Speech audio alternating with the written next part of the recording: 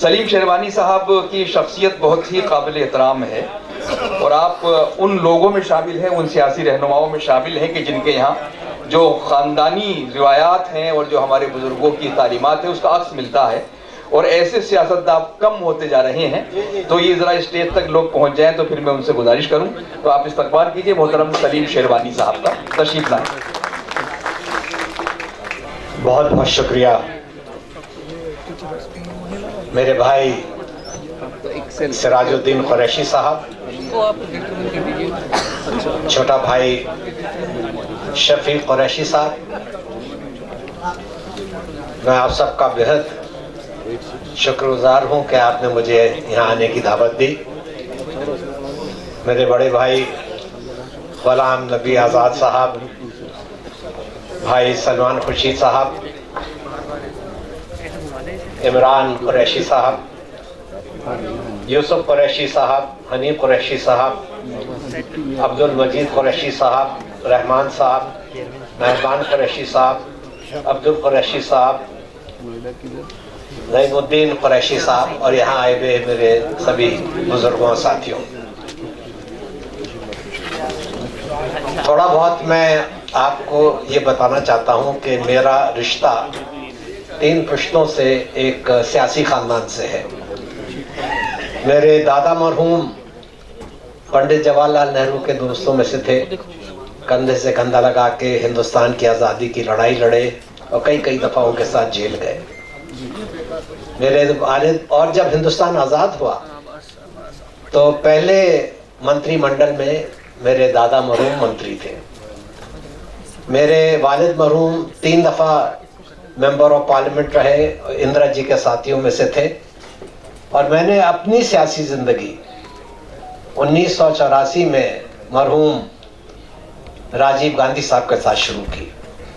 5 دفعہ سانسد بنا، ودیش منتری بنا، سواستھ منتری بنا، اور اپنے ملک اور اپنے لوگوں کی خدمت کرنے کا مجھے بہت موقع ملا۔ میرے والد مرحوم مجھ کو بتاتے تھے جب وہ سیاست میں آنا چاہتے تھے تو وہ مہاتما گاندھی صاحب سے ملنے گئے، تو گاندھی جی نے بہت پیار سے ان کے سر پہ ہاتھ رکھ کے کہا کہ پہلے 1 لاکھ روپے سال کی اپنی آمدنی کر لو۔ تو میرے والد نے پوچھا کیوں؟ تو بولے نہ لوگوں کے ساتھ بےایمانی کرو گے نہ ملک کے ساتھ بےایمانی کرو گے۔ آج دیکھتے ہی دیکھتے کتنا ماحول بدل گیا ہے۔ 84 میں میں پہلی دفعہ ایم پی بنا تھا تو مجھے بھی 41 سال ہو گئے، مگر اتنا نفرت کا ماحول، اتنا ڈر کا ماحول میں نے کبھی سوچا بھی نہیں تھا کہ ہم اپنی زندگی میں دیکھیں گے۔ اور یہ ماحول صرف اس لیے پیدا کیا جاتا ہے کہ لوگوں کو ترقی ہو نہیں رہی ہے، کام ہو نہیں رہے ہیں، جو ہندوستان کو آگے بڑھنا چاہیے تھا اتنا آگے بڑھ نہیں رہا ہے، تو کیسے لوگوں کے دماغ کو گھماتے رہیں، ان کو اصلی مدوں سے دور رکھتے رہیں۔ ہم لوگ منتری بن جاتے ہیں، سلمان صاحب بھی منتری تھے، غلام نبی آزاد صاحب بھی منتری تھے، میں بھی منتری تھا، مگر ہمیں یہ کبھی نہیں بھولنا چاہیے کہ ہماری قرآن شریف میں ایک آیت ہے، قُلِ اللَّهُمَّ مَالِكَ الْمُلْكِ تُؤْتِي الْمُلْكَ مَن تَشَاءُ وَتَنزِعُ الْمُلْكَ مِمَّن تَشَاءُ۔ اللہ تعالیٰ فرماتا ہے کہ جس کو ہم چاہتے ہیں بادشاہت دیتے ہیں اور جسے ہم چاہتے ہیں بادشاہت واپس لے لیتے ہیں۔ وَتُعِزُّ مَن تَشَاءُ وَتُذِلُّ مَن تَشَاءُ، تو ہر چیز اس کی دی ہوئی ہے، وہ ہر چیز پہ قادر ہے، اور یہ ساری چیزیں وقتی ہیں۔ مجھے تو کبھی کبھی ایک آدھ میں کہیں بولنے گیا تو میرے پہچان میں مجھے منچ پہ بلانے سے لوگوں نے کہا کہ ہماری بیچ میں شمائی صاحب آئے ہیں، بہت بڑے آدمی ہیں۔ تو جیسے مجھے بولنے کا موقع ملا میں نے کہا یہ بڑا آدمی کیا ہوتا ہے؟ میری نظروں میں تو سب سے بڑا آدمی وہ ہے جو کسی غریب کو دیکھے اور اس کو اٹھا کے اپنے دل سے لگا دے، وہ آدمی بڑا ہے، پیسوں سے نہیں بڑا ہونا چاہیے۔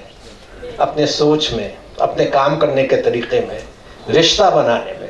ابھی آپ نے دیکھا بریلی میں آئی لو محبت کے نام سے جلوس نکالے گئے، نعرے بازی ہوئی، بلے لگائے، اور میں نے اس پہ ایک بیان دیا اور میں نے یہ کہا کہ پوری دنیا میں، ہندوستان میں، پوری دنیا میں ایک ایک مسلمان بے پناہ محبت کرتا ہے حضور صلی اللہ علیہ وسلم سے، اور محبت کے لیے ہمیں سڑکوں پہ نکلنے کی ضرورت نہیں ہے.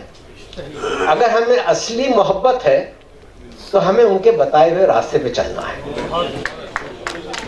ہم نماز پڑھیں، روزے رکھیں، خیرات کریں، زکوٰۃ دیں، ایک اچھے انسان بنے. ہمارے مذہب میں تو یہ ہے کہ اگر آپ کا پڑوسی بھوکا ہے تو پہلے اس کو کھانا کھلائیے.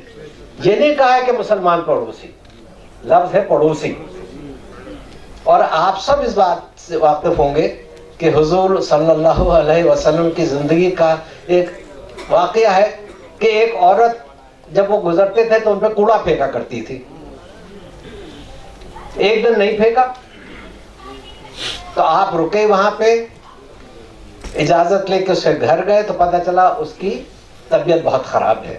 اس کے لیے دعا کی اور وہاں سے اٹھ کے آ گئے. یہ ہمارا مذہب ہے، ہمدردی کا، ایمانداری کا، محبت کا.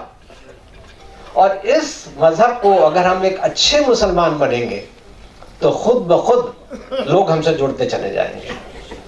سڑکوں پہ نکلنے کی ضرورت نہیں ہے. اور خاص طور سے آج کے ماحول میں جو ماحول یہ لوگ جان بوجھ کے گندا کر رہے ہیں، جو جان بوجھ کے نفرت کا پھیلایا جا رہا ہے، وہاں ہم کو بہت سوچ کے قدم اٹھانا ہے. مجھے تو بس آپ سے ایک بات کہنی ہے. بہت ابھی میں نے کچھ لوگوں کو سنا، انہوں نے کہا کہ ہمیں تعلیم پہ زور دینا چاہیے. یہ سچائی ہے. اور میں تو سراج بھائی سے کہنا چاہتا ہوں کہ جس لائق بھی میں ہوں، میں آپ سے کندھے سے کندھا لگا کے کھڑا ہوں، اور جتنی میں آپ کی خدمت کر سکتا ہوں، اپنے لوگوں کی خدمت کر سکتا ہوں، تعلیم کی خدمت کر سکتا ہوں، میں ایک ایک منٹ آپ کے لیے حاضر ہوں. میں آپ کا پھر سے دل سے شکریہ ادا کرنا چاہتا ہوں، اور امید ہے کہ ہمارا اور آپ کا رشتہ محبت کا رشتہ، ایمانداری کا رشتہ بنا رہے گا، اور ہم اپنے ملک کی بھی بہت خدمت کریں گے، اپنی قوم کی بھی بہت خدمت کریں گے. بہت بہت شکریہ. بہت شکریہ عزت مآب سلیم شیروانی صاحب، اور بڑی اچھی گفتگو رہی. اور یہ اندازہ ہوا ان کی تقریر کے آئینے میں جو ہم اپنا جو پرانی سیاست کے کچھ نمونے تھے ان کو ہم دیکھ رہے تھے کہ کس طرح سے اخلاقی قدروں کا خیال رکھا جاتا تھا، اور خدمت کا کس طرح سے عہد لیا جاتا تھا، اور کس طرح بے ایمانی کے خلاف. تو جو فرق آیا ہے کل کی سیاست اور آج کی سیاست میں، اس کو نمایاں کیا انہوں نے اپنی تقریر میں.